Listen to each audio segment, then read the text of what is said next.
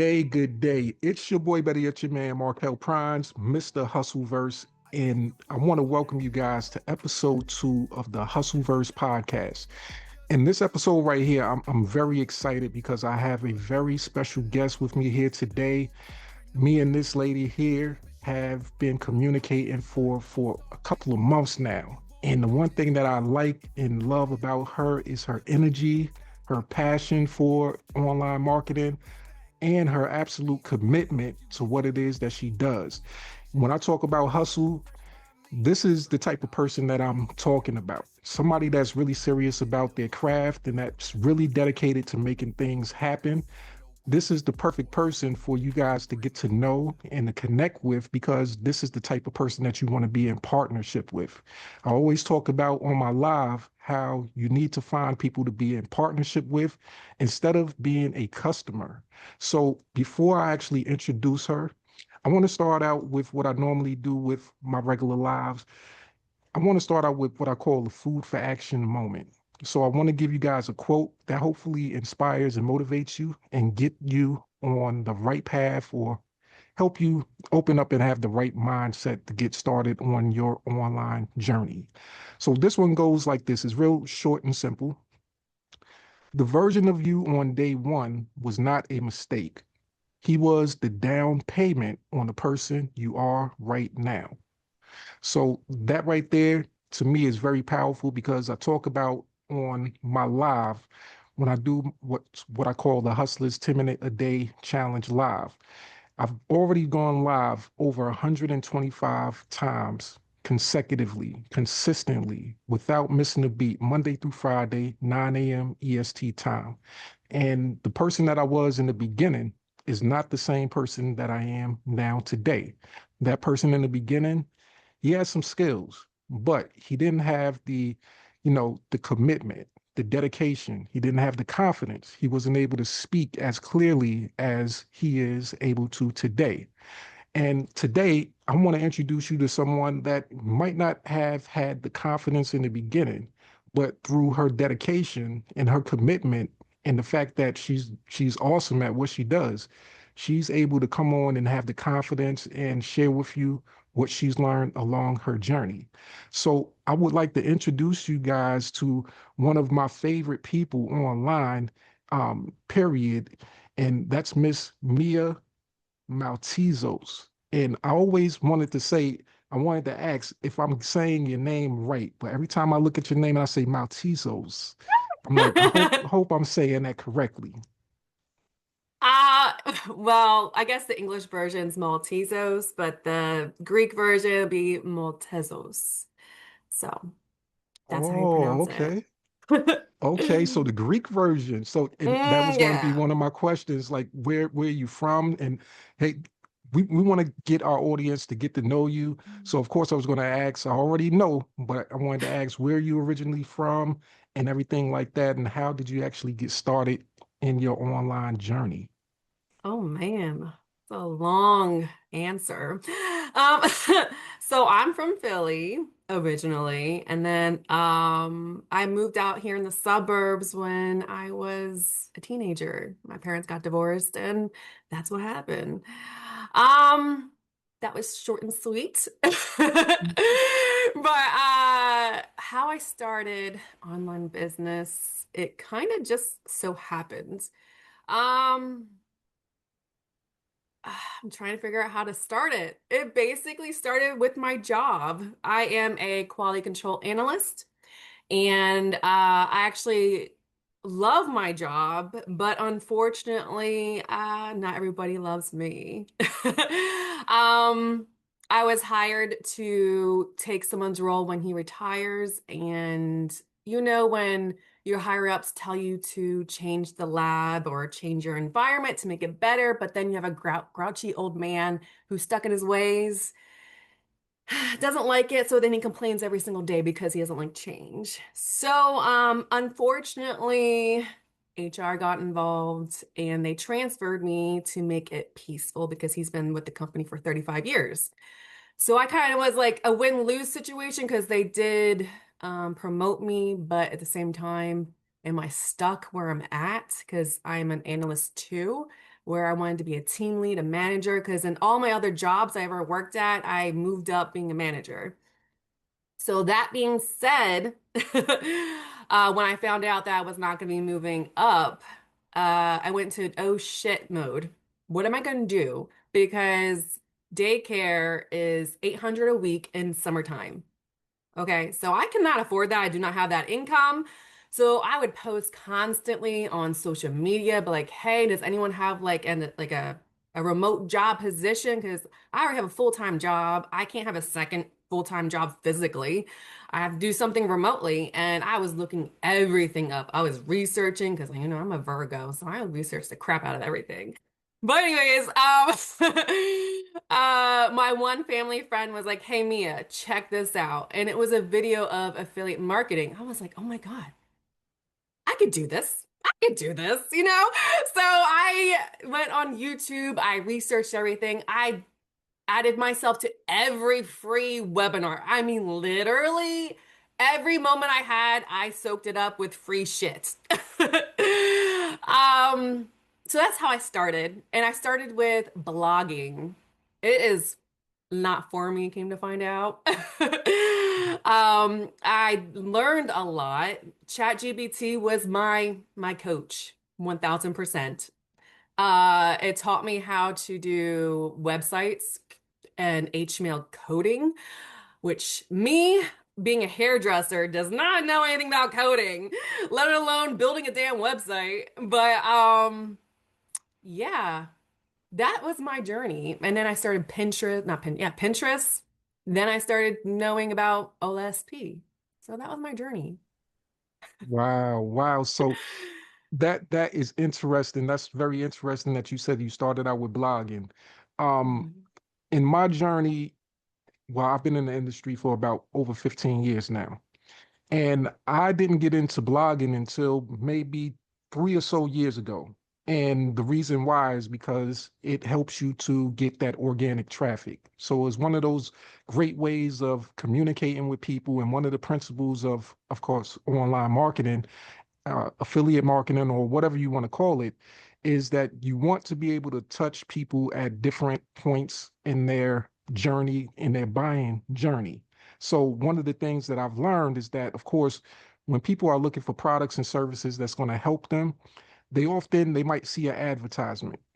After they see the ad, then they want to know what about that product is good. So they'll usually do a Google search, and on there, in order to find the answers, they'll go straight to a blog. They'll go to something that says, hey, is this a legit product or service? Is this a scam or not? And they'll read that blog article just to get more information.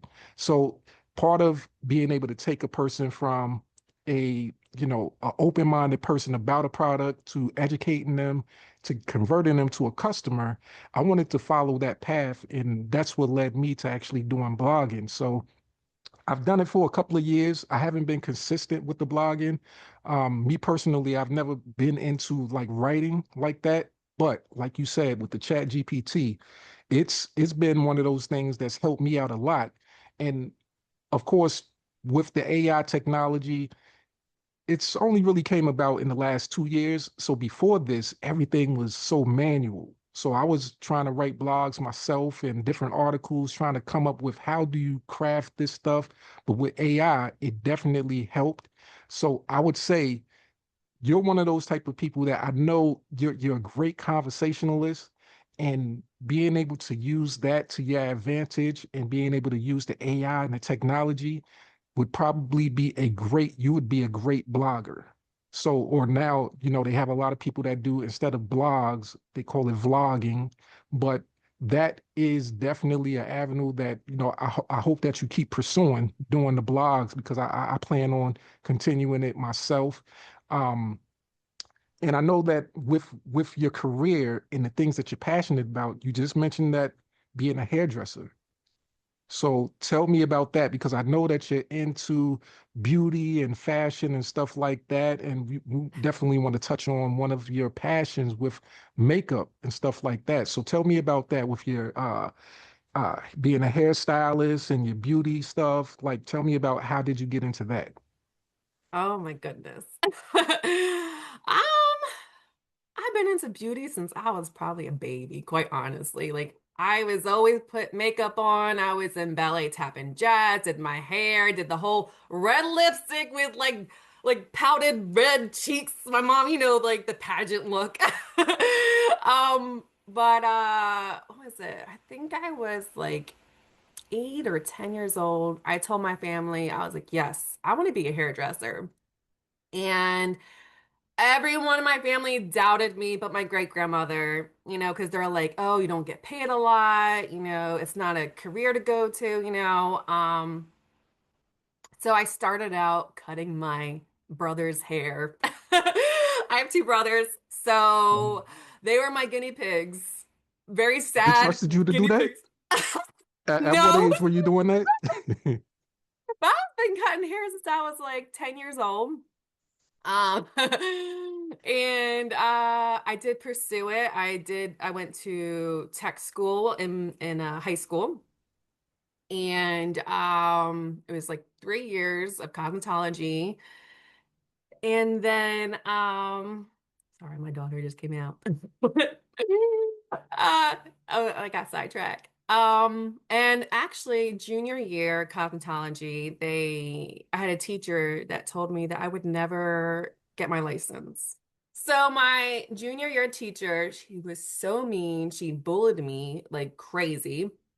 Just because I was not good at written exams, but I am like 100% great at hands-on stuff. Like that was just my thing.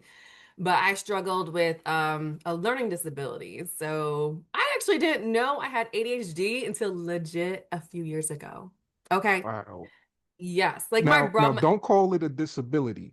I, you know, it's a people gift, with whatever. yes, yes, because that means you're usually people with that condition. I would say I don't want to call it a disability because it's not. They Mhm. usually have a laser focus on something specific, and they know a lot about certain things, and it's just like you can hone in on certain things. So definitely, it's like a superpower. Yes, I am a random fact girl. Um, but yeah, so I was saying that my teacher said I would never be able to get my license because I was not good at this or that, and I wanted to prove her wrong. So, so senior year I graduated, so I got my hours. I had to basically pay for the testing, which is very expensive, by the way. Um, there were so many people there. Like I remember it to this day. So many people, it was like hundreds of people doing a test, hands-on work, and you just have a person walking around seeing if you did good or not. Obviously I aced it. But then with the written one, the first time around, I failed it by 1 point. One Oh, freaking point. And I had to go and pay again to go and redo the testing, the written test at least, not the physical. Passed it. And I honestly had dreams of like taking my license and shove it in her face. Man, look what I did. Okay, I did it, right. but I didn't. I didn't want to do that, but in my brain it felt great. See, I'm petty. I would have did that shit. I would have been like, yo, Oh hey, yo, wow. look what I did. You told me I couldn't do it, and look what happened. hmm Yeah, so I did hair professionally for about 5 years.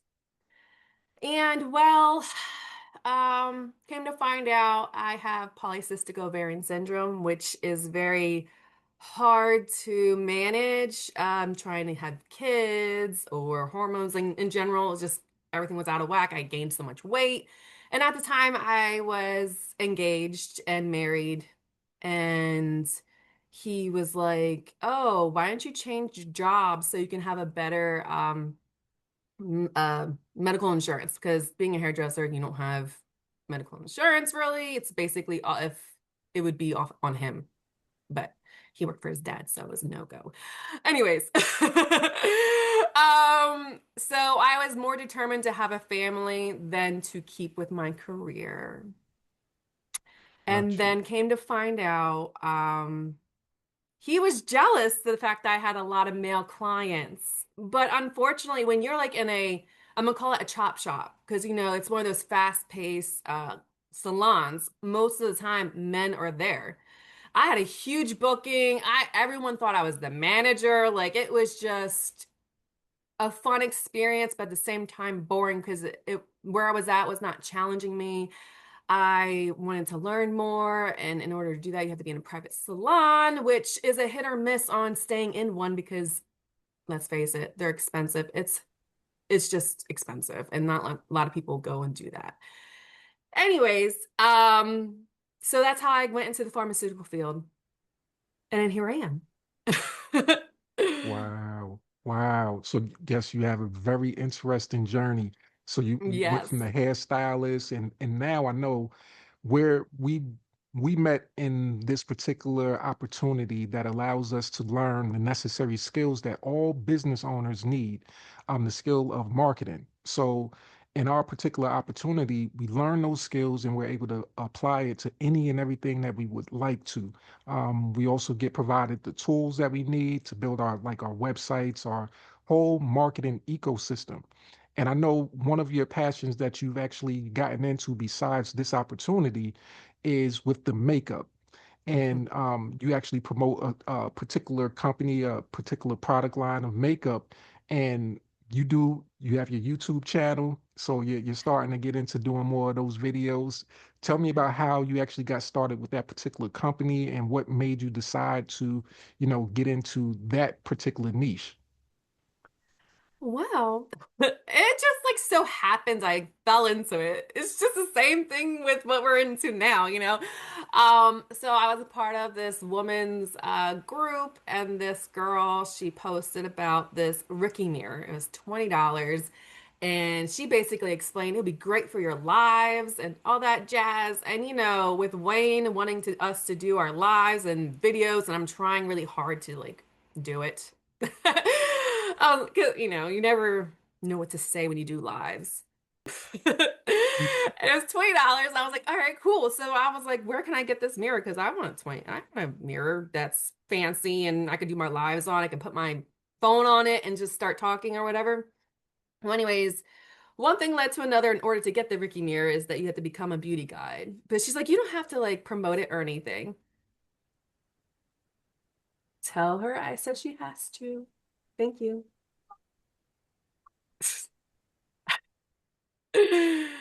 So she said, you don't have to promote being a beauty guide. You can just get the mirror and then you can cancel and blah, blah. I'm like, all right, cool. That's what happened. And that's how it started. And I was like, in the beginning, I was like, I'll just go and just get this mirror and call it a day. And then all of a sudden, I'm like, kind of like the makeup. Let me try and figure this out. This is what happens when you're a mom. Hey, definitely it's okay. It's always, it's always the things that, a lot of people, everyday people, they feel as though, there's certain things in their lives that they do it for. And that's a Mm-hmm. great example that you have. You have your children, you have the fact that obviously your girls, they want mom. They want mom's attention. So the ability to be able to provide not only financially, but be able to give them the attention, that's also something that I find that a lot of people online that they're looking for. It's not just the financial income that comes with a online business, doing affiliate marketing.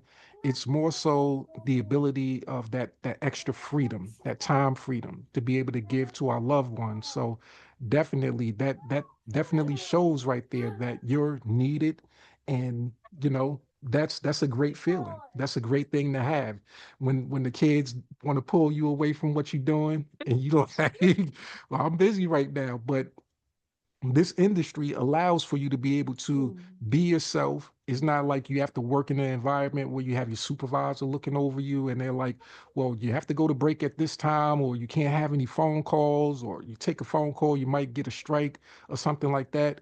You can actually have your kids right there with you, either sitting in your lap if you want, if they're yelling, screaming, whatever it is. And you're able to still operate a profitable, fun business.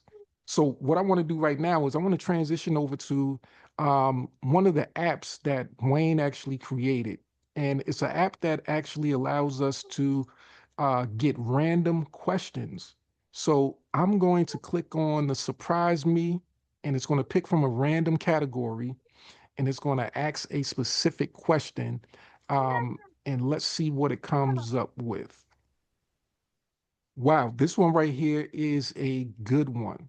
This is a good question. Actually, on my live earlier today, I was talking about a situation where someone posted about their passion and they actually got negative comments.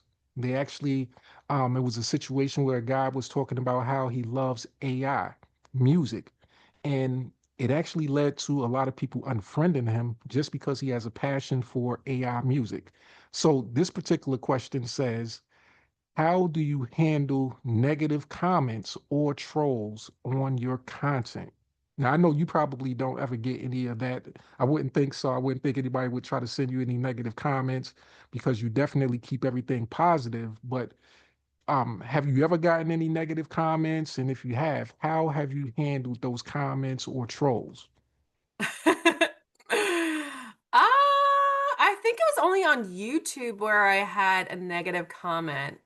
Like for instance, it wasn't even me doing a video. It's like one of those commercial videos that I had.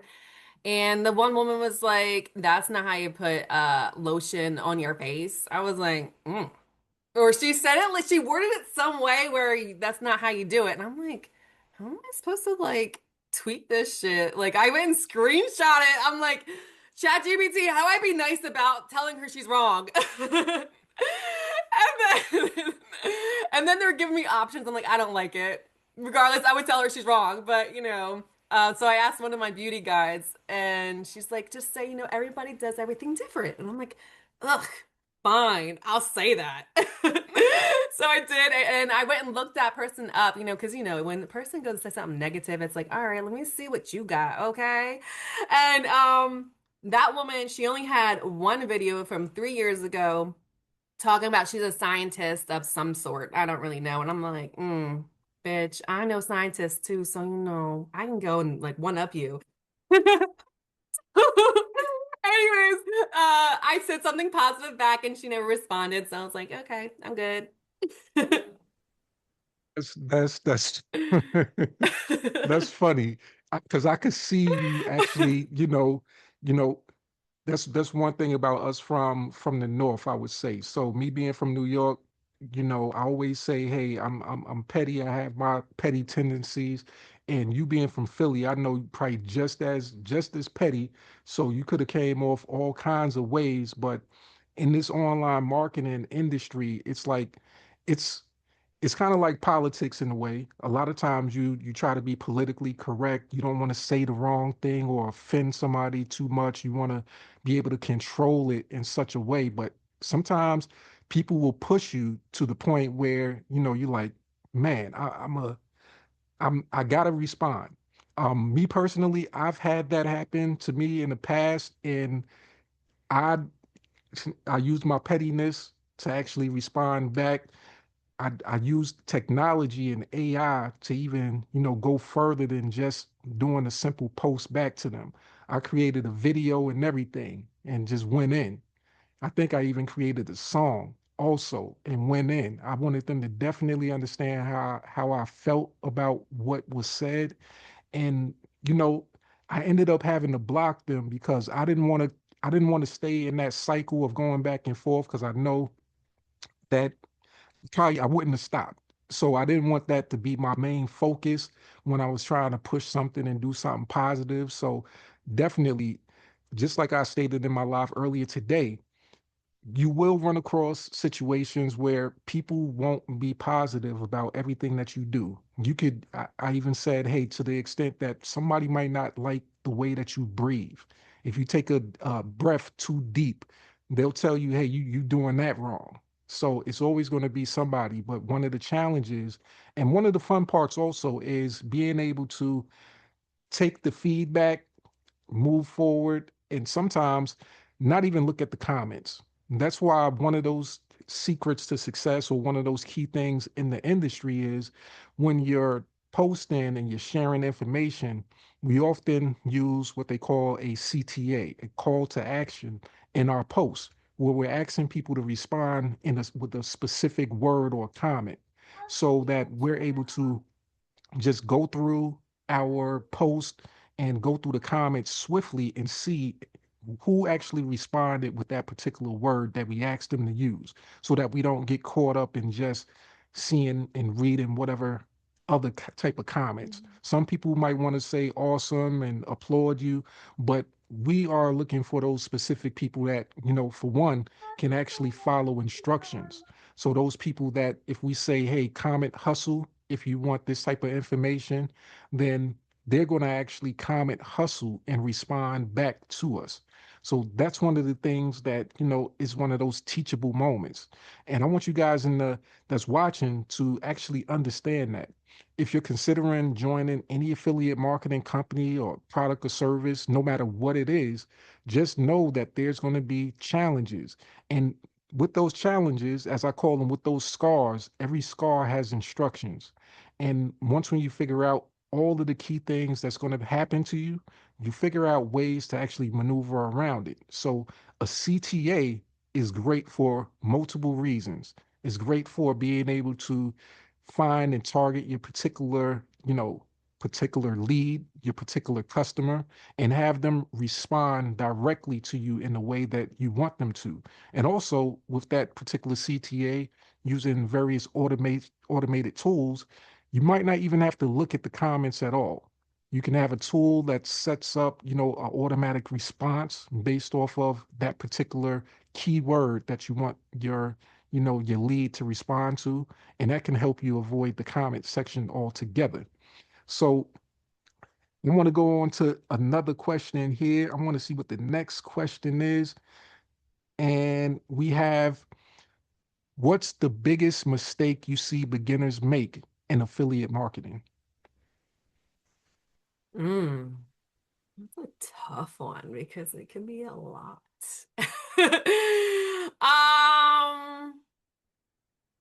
I'll just have an example of myself just because I know what I did.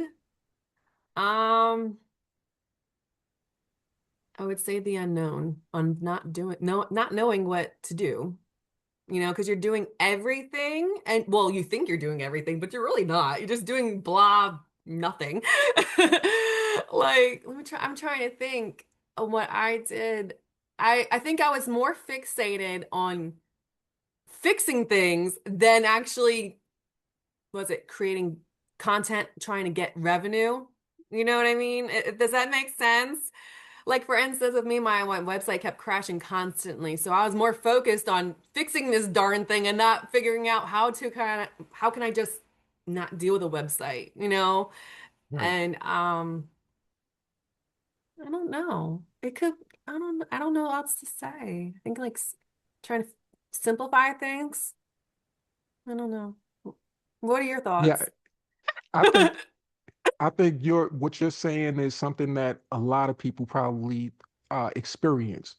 You might not feel as though you're wording it the right way, but I think that's one of the biggest mistakes that a lot of beginners make. They feel like they have to fix everything, like everything has to be perfect. If something technical breaks, then they might put their focus solely on making that, not only just fixing it, but how do I make it even better? And they start taking away from Mm-hmm. the time that they can spend doing the activities or the income producing activities that we talk about. One of the biggest uh, benefits to the particular system that we're part of is that we have a marketing system, a blueprint that's designed to help us with 95% of all of the technical work. So the websites, the funnels, all of those things are already created for us. All of the copy and everything like that is there for us so that we can do the basic thing, being able to speak to our communities, be able to communicate with people, do our simple post, either if it's a video post or text post, and be able to share the particular opportunity or product or service that we're promoting. And that system allows for us to have that comfort in the beginning.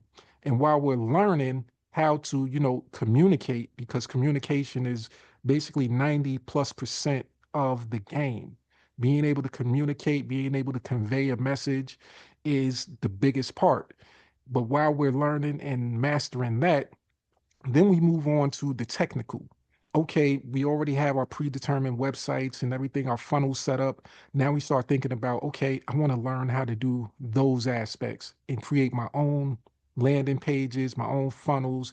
But in the beginning, as even our business partner Wayne, he states, "Hey, just don't worry about all of those particular things. Stay focused on the part that you need to learn in the beginning, which is getting your confidence up, learning the necessary foundational skills so that you have the confidence to speak through that. Because the majority of people online, they want to build the online income, but they really don't want to get into the technical aspect.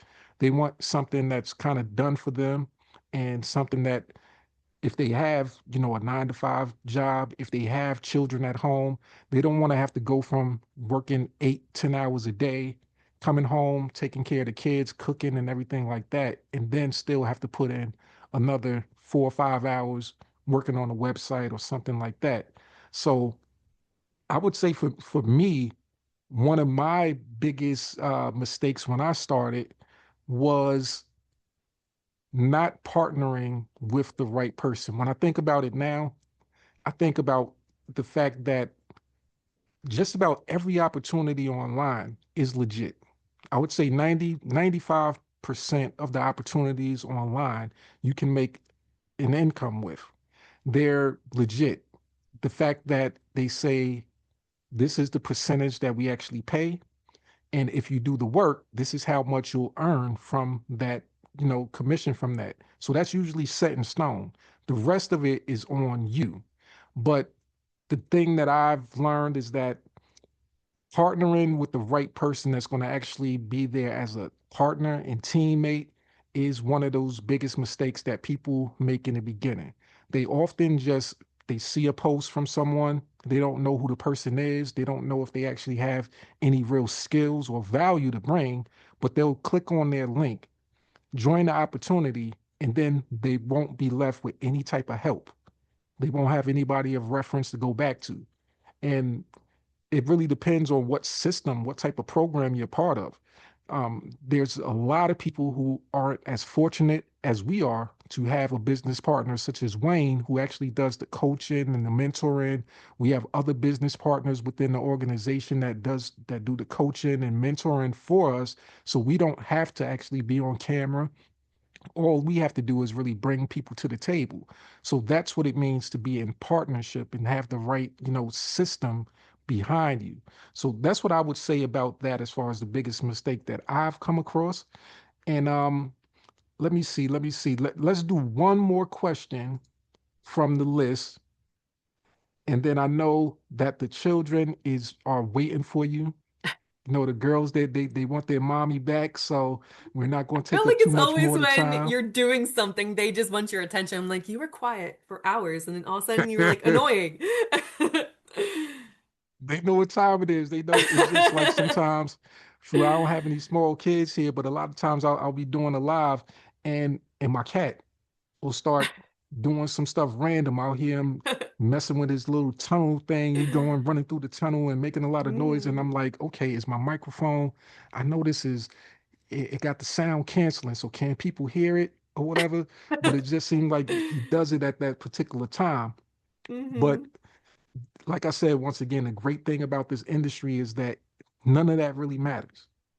The fact Yeah. that the kids can run across the screen if they want, and you can still operate a business. There's millions of moms out there that wish that they were in a situation where they can build a profitable business and have their children around and run around and not miss a beat. And that actually adds more value to the person because that lets the world know that you're a real person, that you have real life things going on. And in the midst of that, you're still able to do what's necessary to build your business. So, last question right here, we're going to ask from the app. And let's see. How do you know when it's time to pivot versus when to persist? Oh. I know I this don't one kind know. of like a That tough one, one. that Yeah. was a little, that's hard. Like I don't, why did you do that one? I skip this one. Can I skip it? You You know, want to skip? I want to Okay, we're gonna do skip. like a drink champs. We're Okay. gonna do like a Yes, drink champs. All right, you take your drink yes. or skip. All right, so let's Until I like it. No, I'm just kidding. let's skip that. Let's just go to another one. Oh man. Oh, this one better not be hard. This one is a weird one too. It says, how do you deal with affiliate link fatigue in your audience? Hmm. Oh, link fatigue in my audience. I don't know. I don't even know how to like. What does that Like that's a mean? weird question, It is a right? very weird question. I'm gonna take that question to mean it's kind of like, in a way, it makes me think of what we talk about in the industry of the shiny object syndrome, where there's so many different products and services that you can, you see something, you're like, okay, I'm going to do this, I'm going to do that.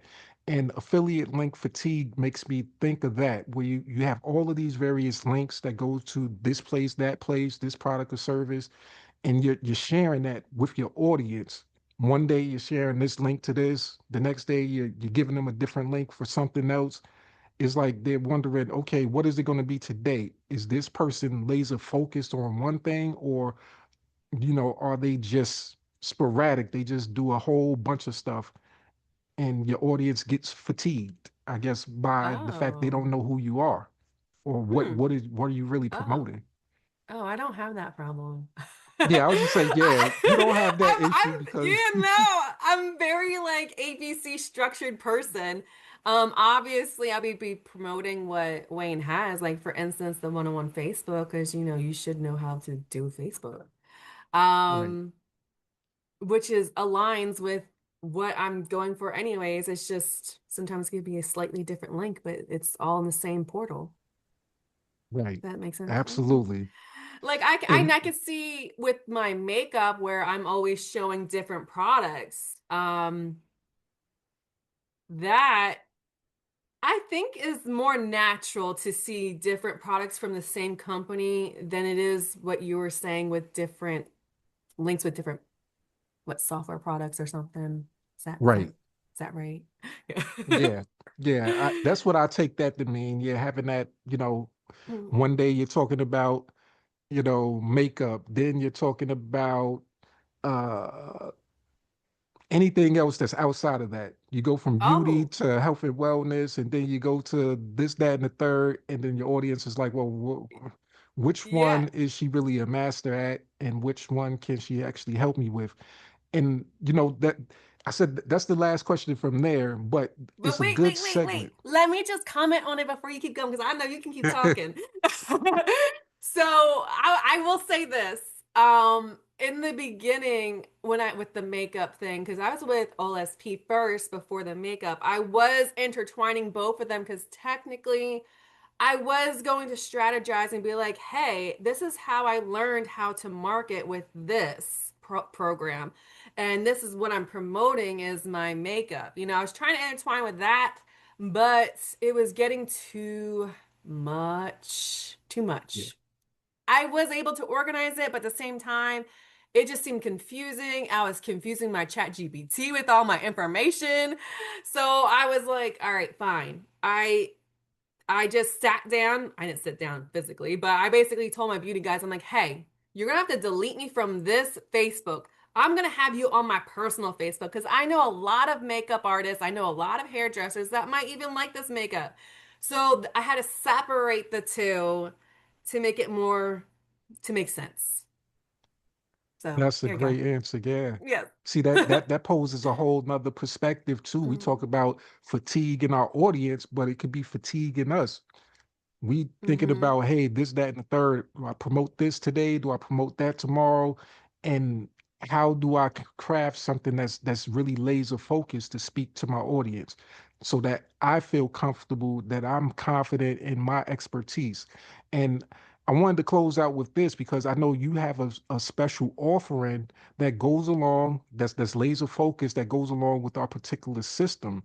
you've created your own guide to how to operate in the DMs, which is something that you kind of specialize in. So you have your prompts, and that's one of your what we call a lead magnet that helps people who have, issues with being conversational, with, doing that aspect of the business, talking to somebody in the DMs. They might not know what to actually say, and you actually were able to crack the code to how to, build relationships in the DM. So I want you to talk to our audience about that, like your I forget the exact title of it, but the 50 prompts for.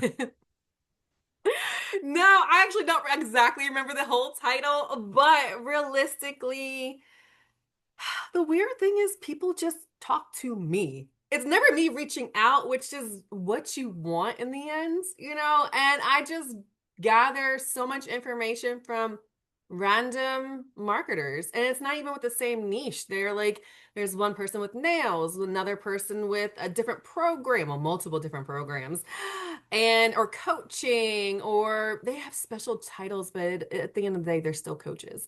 Um, and it's just they're learning me and I'm learning them, and it's just a natural conversation. And even though like we don't mesh, I guess we're, because we're both selling each other, you can't really, it doesn't work. Right. But at the end of the day, I'm like, hey, even though I don't agree with your weight loss thing or your nails, I would still love to like be friends with you. Can we still connect? And they're like, yes, of course. And then that's how you gain the friendship. So that's how I do it. Awesome, awesome. And we're just going to wrap up this episode, the second episode of the Hustleverse podcast. And we definitely want to make sure that everyone connects with Mia to learn more about what it is that she does, to actually get a copy of that exclusive document that you have. I know, are you still offering that for free, or is that a paid document now? It's for free still. I still got it. Okay, awesome. So yeah, it's very valuable. I'll tell everybody that it's valuable. I'm on your email list, so I get your email notices, and definitely even the email notices, the email sequences. That's another powerful thing that helps people become successful in the industry. Being able to follow up.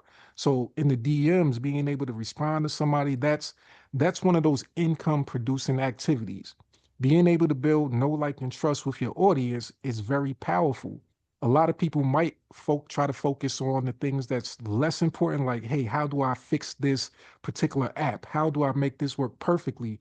But Mia is focused on the things that actually move the needle, being able to communicate. So I want you guys to, comment under this video so that you can get access to her personal DM structure, which will help you.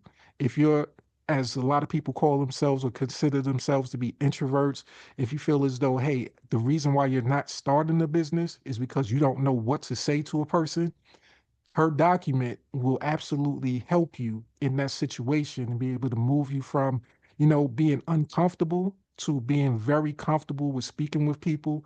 And you can see her personality. She's lively, she's bubbly, she's a great person to connect with. So if you can be, a replica or anything like her, then of course people are going to be attracted to you also. And that will help you be successful in your business. So once again, I want to thank you, Mia, for being the second guest on the podcast. And hopefully, I'm not going to ask you on here, but I definitely want you to come back and, either, you're going to come back being interviewed again, or we're going to do a co-host type situation where we interview somebody else. So, Okay. that's definitely something that I would like to do. And is there anything else that you want to leave our audience with before you go? Oh God, I hate being put on the spot because my brain goes blank. Okay. Um, happy marketing. That's like my go-to sometimes. That's it. I'm sorry. Hey, that's good enough. Happy marketing. Definitely want to create situations where you're happy and you're marketing. So with that, we want to thank you for joining us. And I hope you guys have enjoyed this episode and look forward to seeing you in the next episode. Have a great rest of your day.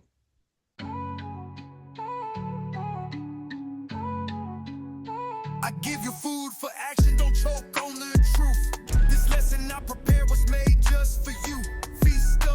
keep serving till the pot run dry.